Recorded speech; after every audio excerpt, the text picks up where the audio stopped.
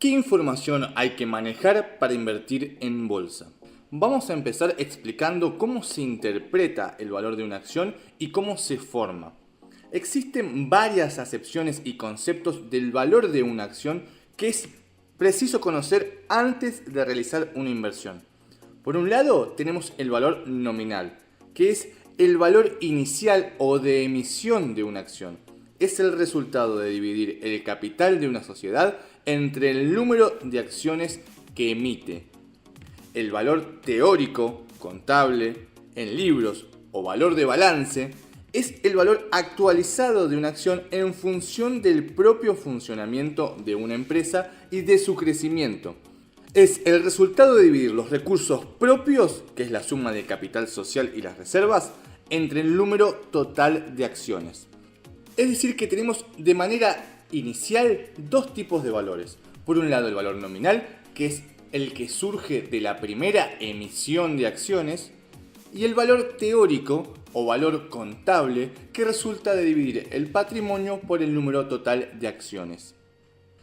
Posteriormente, cuando una acción se negocia en el mercado, existen dos tipos de valores diferentes. Por un lado, tenemos el valor histórico, que es el precio de compra de una acción y que nos va a servir de referencia cuando procedamos a la venta para determinar qué plusvalía tenemos, es decir, qué ganancia o qué pérdida tuvimos en esa compra-venta de acción. Por otro lado, tenemos el valor de mercado, es decir, el valor en el momento de la negociación de mi acción. Vamos a poner un ejemplo muy sencillo. Cuando la acción salió al mercado tenía un valor nominal de pesos 10. Ese valor nominal de una primera emisión fue negociado en el mercado y yo lo compré a pesos 15.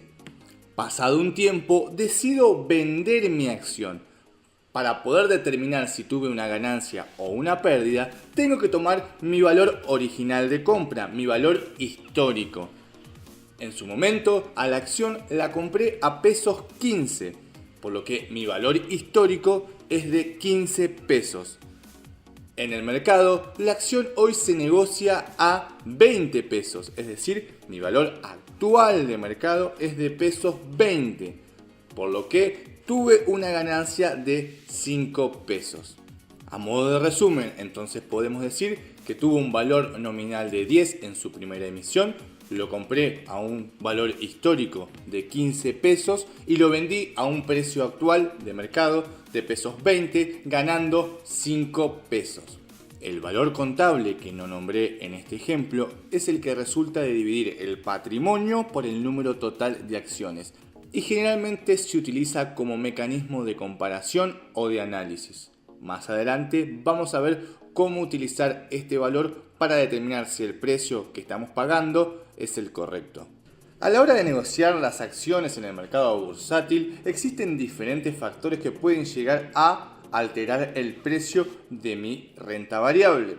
Los factores que me determinan este precio son los factores intrínsecos, que son los que se encuentran en la misma bolsa y que están relacionados con los valores que en ella se contratan, es decir, las acciones, por ejemplo. Entre estos factores se encuentran el volumen, la frecuencia de contratación, la amplitud o estrechez del mercado, la rentabilidad del valor, los niveles máximos y mínimos de contratación, los precios anteriores, la posición del mercado a crédito, la psicología especial del inversor en bolsa y la diversificación de la inversión en varios valores. Los factores extrínsecos al mercado son los que se encuentran fuera del mismo. Pueden ser económicos, sociales y políticos. La bolsa es el termómetro de la situación económica y permite medir los cambios y las variaciones que experimenta la economía. Es decir, que en la bolsa se tiene muy en cuenta la coyuntura económica.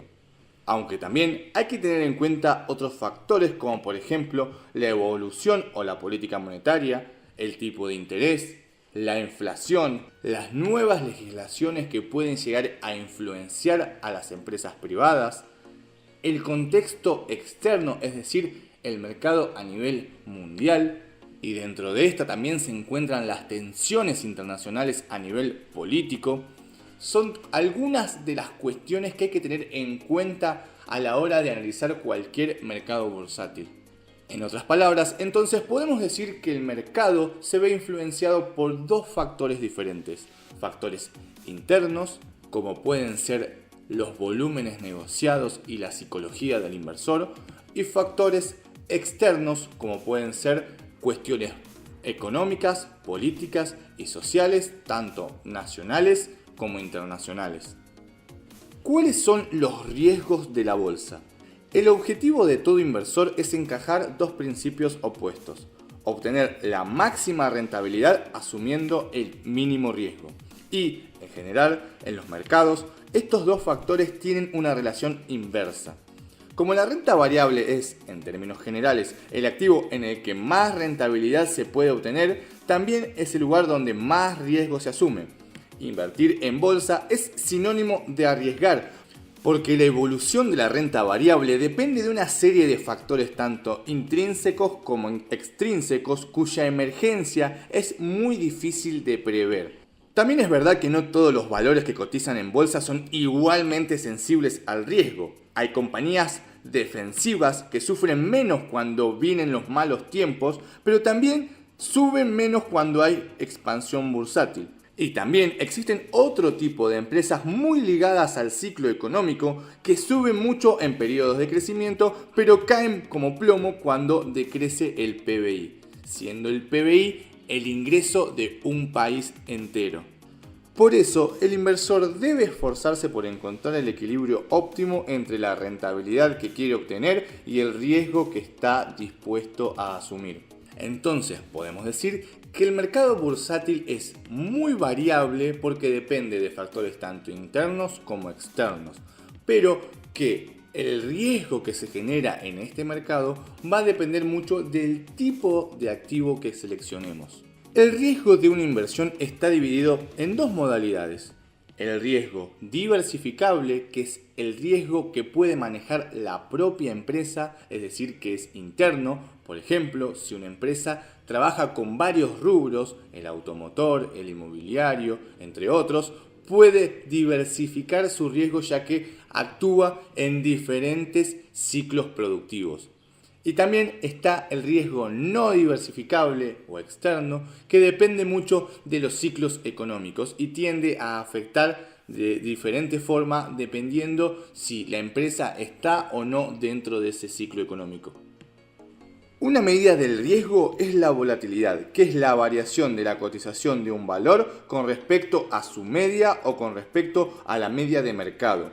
Un alto grado de volatilidad supone un mayor riesgo, tanto en las cotizaciones bursátiles como en la liquidez de la acción. Entendemos como media al valor promedio de una acción en un determinado periodo de tiempo o, en el caso del mercado, a el promedio de sus valores en un periodo de tiempo. La volatilidad nos permite medir cuán sensible es una empresa ante variaciones del ciclo de mercado.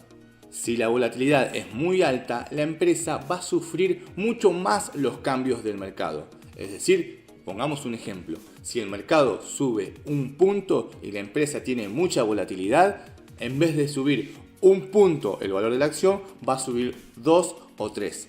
Así también, si el mercado baja un punto, el valor de la acción va a bajar mucho más, ya que tiene una gran volatilidad, por lo que puede bajar 2 o 3 puntos.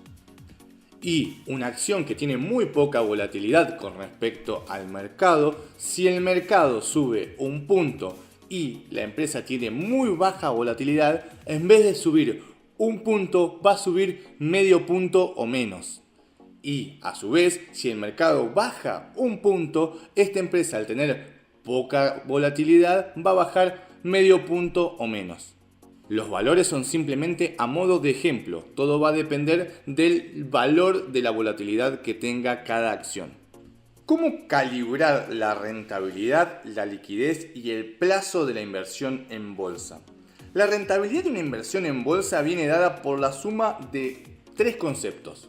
El dividendo que perciben los accionistas como consecuencia de los beneficios generados por la sociedad, El valor de los derechos de suscripción preferente en el caso de la venta de dichos derechos como consecuencia de una ampliación de capital. En este apartado se puede incluir también la venta de warrants u opciones concediendo al accionista en determinados casos. Y otro concepto es la plusvalía por la venta de valores, que es la diferencia entre el precio de adquisición y el precio de venta. Esta suma debe analizarse comparándola con la inversión realizada, lo que nos da para un periodo de un año, por ejemplo, en que se percibieron todos los ingresos, la rentabilidad nominal alcanzada. Es decir, que para calcular si gané o perdí en un periodo de tiempo determinado, de manera sencilla lo único que tengo que hacer es, primero, determinar la variación entre la compra y la venta de la acción y a eso sumarle los dividendos, es decir, la ganancia distribuida y algún derecho preferente que me pueda haber dado ese activo. Esta es una formulación muy sencilla que lo que trata es de determinar simplemente el beneficio obtenido por la diferencia entre lo que he invertido y lo que he recibido por mi inversión en un periodo concreto, así como el porcentaje de rentabilidad que he alcanzado poniendo en relación la inversión, la desinversión y los beneficios obtenidos. Pero desde el punto de vista financiero sería preciso tener en cuenta los plazos en los que se producen los ingresos y, con la utilización de los métodos de actualización, homogeneizar los valores de las cantidades de valor de capital, la tasa de retorno, entre otras cosas. La evolución del rendimiento de una acción depende de la evolución de los beneficios distribuidos por la empresa emisora de los valores y la variación de la cotización. El incremento del importe pagado por dividendos y el alza de las cotizaciones proporcionarán mayor rentabilidad a nuestra inversión. Pero a la hora de determinar la plusvalía de una inversión hay que incluir los gastos asociados que estos suponen. En esto podemos incluir, por ejemplo, los gastos cobrados por el mediador, por el intermediario, por el broker, es decir, la comisión que nos cobra por operar nuestra transacción y los impuestos. La bolsa proporciona la liquidez que precisan los valores negociables, pero dentro de estos hay uno más líquido que el otro. La liquidez de una inversión es la posibilidad de recuperar fácilmente el dinero invertido en el caso de una necesidad del inversor. Esa posibilidad se concreta en una venta rápida y a un precio adecuado de la acción adquirida. Los valores líquidos son, de cierta forma, más seguros que los ilíquidos. ¿Por qué? Porque permiten al inversor deshacerse de su posición con suma rapidez. La liquidez me determina cuál es el volumen negociado en el mercado y, mientras mayor sea el volumen negociado de ese activo, más fácil para mí va a ser entrar y salir comprando y vendiendo. Indicadores útiles para medir la liquidez de un valor son los de frecuencia de contratación y el volumen negociado. El índice de frecuencia es la relación existente entre el número de sesiones que se negocian de un valor y el número de sesiones que se han celebrado. Un valor con poca frecuencia es un valor poco negociado y por ende tiene mucho más riesgo. Vamos a suponer que un inversor quiere vender el valor en un día, es altamente probable que no encuentre a alguien, es decir, una contrapartida que acepte comprar ese valor. Por otro lado, el índice de volumen de contratación lo que me hace es medir cuál es la rotación que tiene ese activo. A mayor rotación, el activo es más negociado, por lo que me resulta más sencillo entrar y salir. Otro factor importante es el plazo y va a depender mucho de la tipología del inversor. Por ejemplo, el ahorrador sistemático en bolsa coloca su dinero a largo plazo, adquiere los títulos de calidad y se sienta encima de su cartera a esperar. Se ha demostrado estadísticamente que este tipo de inversor a largo plazo en acciones alcanza rentabilidades superiores a las otras alternativas de inversión.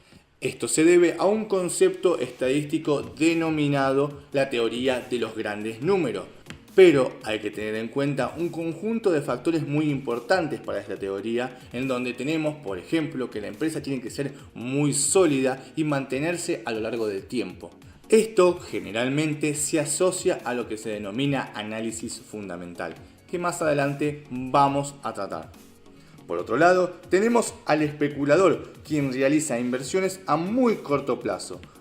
Entra y sale de los valores con suma facilidad según su análisis lo determine. Generalmente está asociado al análisis técnico.